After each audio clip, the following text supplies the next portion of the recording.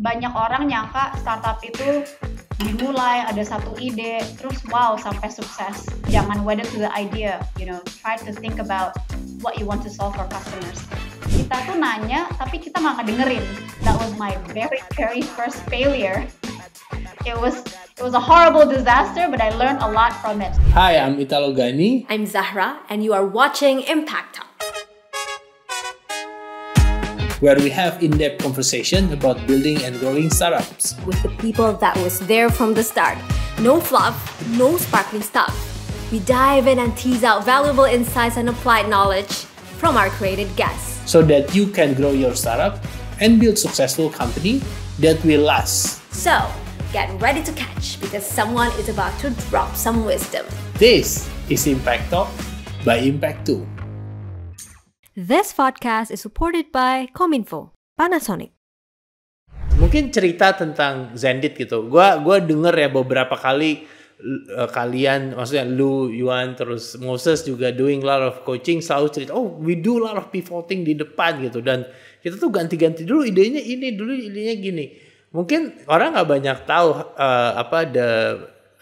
dinamika Zendit di awal. Boleh cerita atau kemarin juga lu pernah cerita, lu mau cerita salah satu project yang lu lakuin di awal di Zendit gitu? Ya, boleh. Jadi memang banyak orang nyangka startup itu dimulai ada satu ide, terus wow sampai sukses.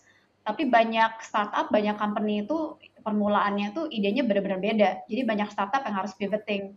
Untuk semua co-founder yang ada di sini, mereka harus sadar bahwa it's okay, jangan wedded to the idea. Try to think about what you want to solve for customers. Saya sendiri pas lagi waktu mulai, pertama, by the way, before I joined, we started as a blockchain remittance company.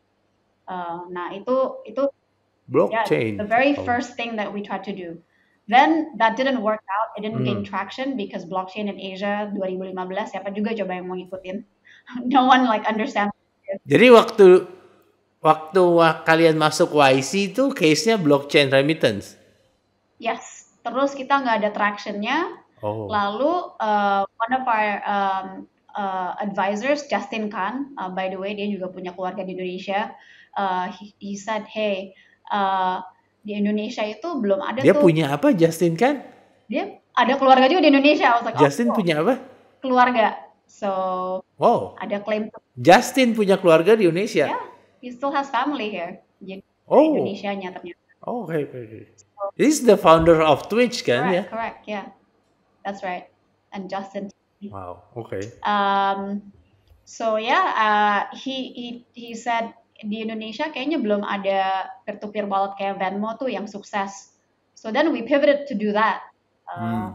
Nah, during our time with this wallet, we gained a lot of traction actually.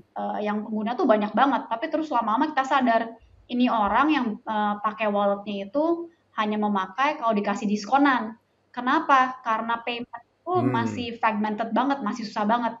Jadi you cannot pull to your wallet. Jadi orang mesti transfer, mesti pindah aplikasi or whatever else. It's very frictionful. Makanya itu juga bukan sesuatu yang ya bukan saatnya lah untuk mengembangkan wallet di Indonesia. Karena itu kita cari lagi nih pivot. What is an actual pain point? Kedua kali. What is the pain point that needs to be solved? Nah pada saat itulah I joined Zendit. Jadi Moses and I we raised. So Moses started the payment gateway product that it is today. I started with a different product untuk UMKM yang bernama ClickSell. And guys, that was my very very first failure. It was a horrible disaster, but I learned a lot from it. So that was my very first time joining Zendit. First 3 months, I was a product manager, driving this product that no one wanted to use. 3 bulan kemudian harus dibatalkan, di close, ditutup, and then I had to be very sad and then get back up and moved on to the payment gateway. And then I developed this other product. It was called Batch Disbursement. That became the growth driver for the next 6 months for Zendit. I see. Nah, pertanyaan gue, Tess, kapan kalian memilih bilang bahwa ini produk ini gagal atau berhasil? Kan banyak yang bilang, tunggu bentar lagi gitu kan, sampai nunggu akhirnya nggak jadi, keburu berapa tahun gitu kan, atau ada is it like a formula for that, berapa persen, berapa bulan when you just need to drop everything? Yeah, we really go by the Y Combinator way of measuring things, which is 30% month on month, 7% week on week. Itu satu metrik pertama. Jadi kalau misalkan dari segi whatever you want to measure, whether it's monthly active user, number of customers and platform, number of transaction, jumlah transaksi, pick a metric, stick with it, and then it has to grow 7% week on week or 30% month on month. So 3 is the magic number, right? We also give about 3 months for a product to succeed or not. So that's really how you know. But my learning from ClickSell, kita sebagai co-founder yang developing produknya sendiri, sebenarnya deep down pasti tahu kalau produk ini nggak menarik untuk konsumen. Cuman kadang susah move on aja. Like when I did ClickSell, I knew it. I was going to every bazaar trying to sell to MKM, ngomong sama semua orang, ayo dong pakai produknya kita. By the way, it's like a Shopify Lite for UMKM di Indonesia. Terus semua orang kayaknya bahkan setelah dipaksain dikasih diskon, sini gue fotoin barangnya, sini gue uploadin sendiri barangnya, tetap nggak ada yang make. Deep down inside, I knew it wasn't going to be successful. So it's really about you need to be able to move on to the next thing. Yeah, that's the challenge ya. Selalu when we get emotional with the product and then everything jadi gelap gitu, malahan kita nggak make a good decision ya. Nah, in terms of when you want to start building the product itself ya, seberapa heavy lu doing customer research atau ngobrol atau apa gitu? Kan kalian kan buat banyak produk gitu kan. Kenapa yang lain, misalnya yang ClickSell failed yang itu, apa sih kalau lu bisa ditarik mundur, apa sih kekurangannya waktu itu gitu? Iya, sebenarnya waktu gue develop ClickSell, again is we go by strict measurements. 3 is our magic number. So with ClickSell and any other product, kita bilang oke, cari 30 customer, di interview dulu mau nggak mereka pakai produknya kita. So I think that's super important. Kita harus selalu berinteract with the customers early. Pada waktu kita developing ClickSell, kita interview customer, maunya apa, feature-nya apa. Terus waktu kita desain feature-nya sendiri, kita juga minta mereka review. Apalagi zaman sekarang gampang ya, banyak tools untuk membuat, even if it's an app, you can make basically designs, and you can make designs where you can click on it very easily before you even build the actual app. So the same with ClickSell, kita bilang, kalau ini kayak gini oke nggak? Kalau desainnya begini oke nggak? And we get the customers to try. Tapi permasalahannya, I think with ClickSell versus the success of the disbursement product that I did, kita tuh nanya, tapi kita nggak ngedengerin. Gitu. Dan terkadang itu, nuansa ngedengerin customer itu, kita harus pinter-pinternya.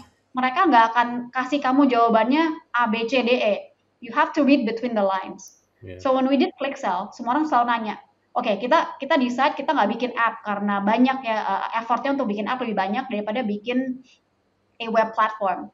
Nah, begitu kita jualan, all the customers always ask, ini aplikasi. We always had to say no. Then we realized that's one. Customers want an app because they're used to using apps. They don't want a platform like a web platform. Mesti klik Chrome di HP untuk menggunakan. That's one. Second, mereka selalu nanya, oh ini kayak Tokopedia ya Mbak? Dan tiap kali aku harus bilang, ini bukan Tokopedia. Kita nggak ada customer side. Then you understand, sebenarnya UMKM itu hanya akan mencoba platform baru kalau kita dapat berikan ke mereka customer baru, exposure ke market yang baru. So I didn't listen to that. I just went ahead. I was like, ini ide yang bagus banget. Masa nggak ada yang make sih? So I didn't listen to the customer. So the difference is with Batch, we really listen to the customer. Mereka kasih feedback A, B, C, kita ikutin. Terus mereka apa marah-marah, kita langsung kita pivoting cepet, bikin apa produknya, di adjust to what they want. So I think that's the big thing, right? Listening. Bukan cuma asking, tapi mendengarkan what are the nuances of things they are saying. Nah, untuk listening tadi ya, lu punya kayak buku atau website yang khusus untuk survei gitu? Do you have like any tips? Karena itu harusnya very practical gitu kan, dan itu sangat susah. Karena orang dinerangin, ya lu harus survei, terus they doing like very traditional survey ya. Gue setuju sih, orang itu tidak bilang apa yang dia mau sih. We need to understand apa yang tadi lu bilang tadi gitu. Ada nggak sih buku atau apa gitu, Tas? Kalau misalkan tentang guide to finding product market fit pasti banyak banget. Tapi terus terang kalau untuk benar-benar listening to the customer, it's a skill in itself. Jadi kalian harus belajar ya by doing, dari pengalaman sih. Kayaknya nggak ada substitute for that, unfortunately. But by the way, the only thing that you can do outside of having that fine tune, being very strict, benar-benar questionnaire-nya dibuat di sebelumnya, benar-benar bikin questionnaire-nya yang pertanyaannya yang spesifik, right? Spesifik yang bisa dituangkan ke how do you improve your product. That's the only other way to do it. And then the other side is fine tuning your skills, pengalaman ngobrol aja dengan banyak orang and understanding really what they need. Ya. Itu tuh yang emang quite a challenge, tapi emang sangat penting sih ya. Nah, lalu kalau ngomongin banyak banget startup Indonesia itu pakai konsep freemium, kasih free gitu kan. End up they have a lot of free customer, but they not succeed to get the paid customers gitu kan. Lu ada pengalaman atau tips untuk itu nggak sih? Menurut gue, kalau misalkan customer nggak mau bayar produk kalian, berarti mereka sebenarnya nggak butuh. That's for me. Kecuali kita and I'm talking about this from a B2B perspective ya, where we want to provide something that's useful to our merchants, to our customers. Beda dengan kayak produk sosial media and whatever else, right? That's a little bit different story. Kenapa I can say this? Pada waktu kita punya, when I start up ClickSell, bahkan dikasih diskon pun customer nggak make. Tapi begitu kita nyediain produk disbursement-nya kita, batch disbursement, walaupun banyak customer yang marah-marah karena produk kita tuh dibandingkan sekarang dulu jelek banget sih kok. I was surprised people use it. Tapi sembari marah-marah, sembari kesel, mereka tetap they kept using our product, they kept paying for our product. Berarti pain point-nya tuh benar-benar ada. So I think kalau misalkan ada seseorang yang membuat startup, mereka punya freemium, tapi customer-nya nggak mau pindah ke premium, then you have to ask, are you providing something that customers want? Are you building something that customers want? It might not be the case yet. I see. Ya karena kayaknya nggak tahu ya, gue ngeliat freemium works in market like more mature market like US, but di Indonesia is quite unique. Nggak tahu ya, ada yang bilang banyak yang minta gratisan doang gitu, tapi banyak akhirnya orang product market fit to the free customer gitu kan, instead of product market fit to the paid customer gitu kan. That actually is quite challenging kalau udah besar. Karena actually gue melihat gitu, ada temen gue running startup, get big investment,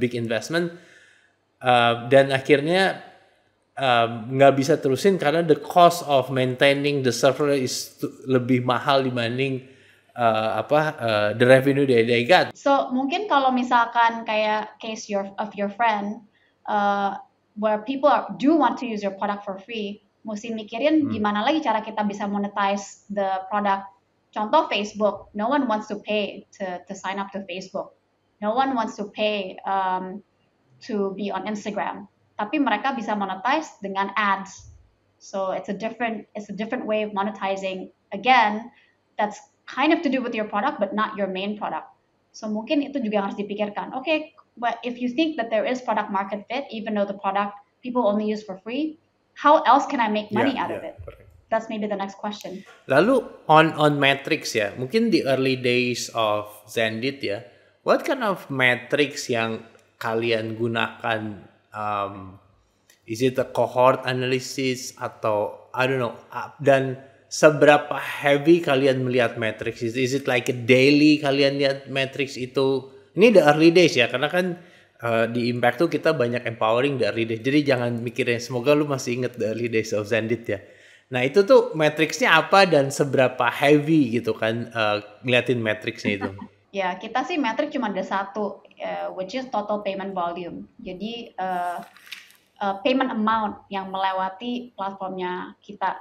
And the reason why that is because ya kalau mau cari metrik kita nggak usah bikin yang unik-unik. Kita cari dulu dong for the startup that's similar to ours di market itu metrik yang bisa diterima oleh investor tuh apa? Because at the end of the day, the metric you need to convert it to your valuation, right? So we pick one and we go with that. Kalau di Zendit dulu tentu aja kita lihat benar-benar setiap hari. Jadi setiap hari kita liatin sales funnel-nya, kita liatin dari si customer-nya itu bisa membawa TPV berapa, how much are we growing. At the end of the day, we do still measure week on week. Karena ya that's the YCOM way, right? 7% week on week, 30% month on month. Jadi tentu aja setiap minggu kita monitor matriksnya itu nyampe apa enggak, but of course daily you watch, right? Because kalau sekarang sih customer udah nggak tahu berapa, transaksi juga berapa, but in the old days when you sign one customer is very exciting, right?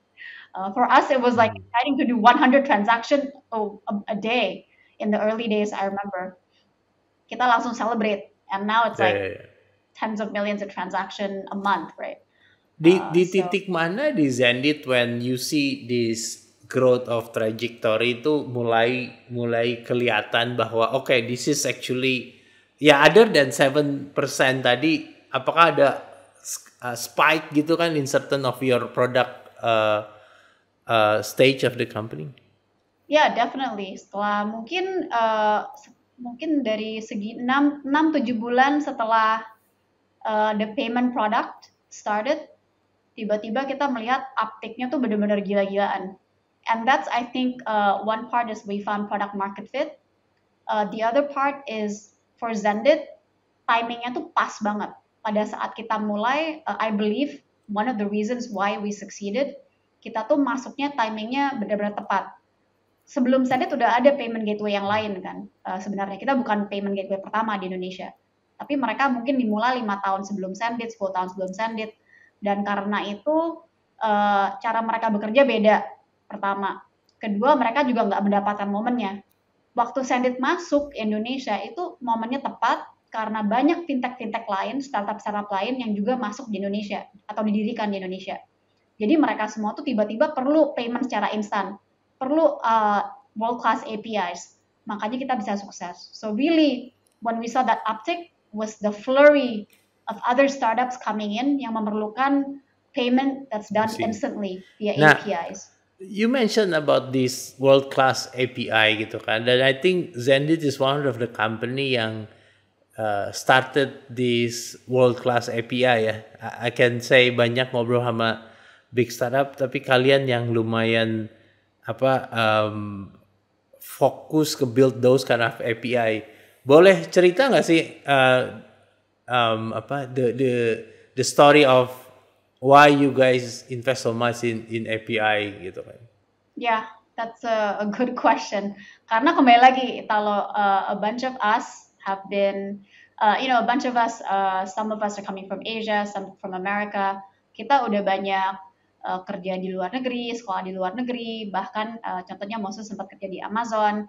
Kita udah bisa melihat bahwa di dunia di developed world di mana semua orang bisa bertransaksi lewat aplikasi and whatever else, APIs are very important, automation is important, instant payment is important. Nah pada saat itu waktu kita di Indonesia memang belum ada company yang menyediakan API tersebut.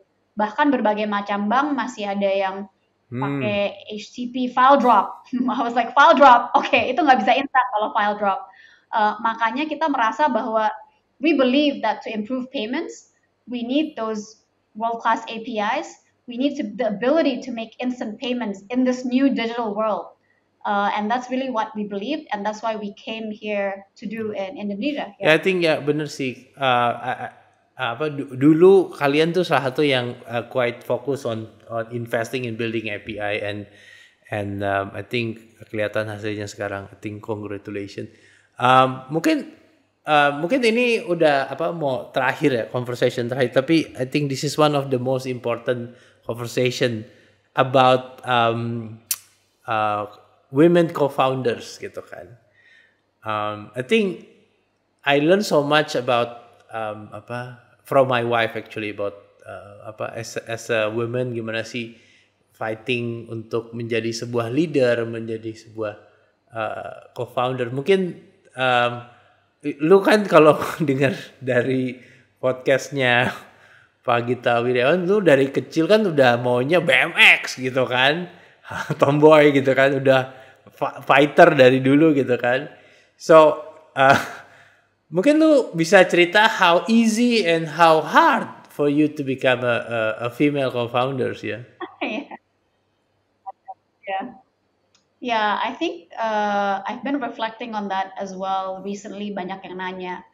Sebenarnya kalau dari segi menjadi co-founder perempuan atau pembisnis perempuan, what I realized is there were also a lot more no's in my life. Pas lagi I wanted to go to private equity karena my background itu bukan finance. People would say, kok bisa? Lo kan background lo kan bukan finance. Kenapa lo masuk private equity? And I was like, well, I can learn on the job too. Same when I wanted to do startups, there was this one person who was like, mana bisa lo running a startup? Lo kan nggak punya pengalaman operasional.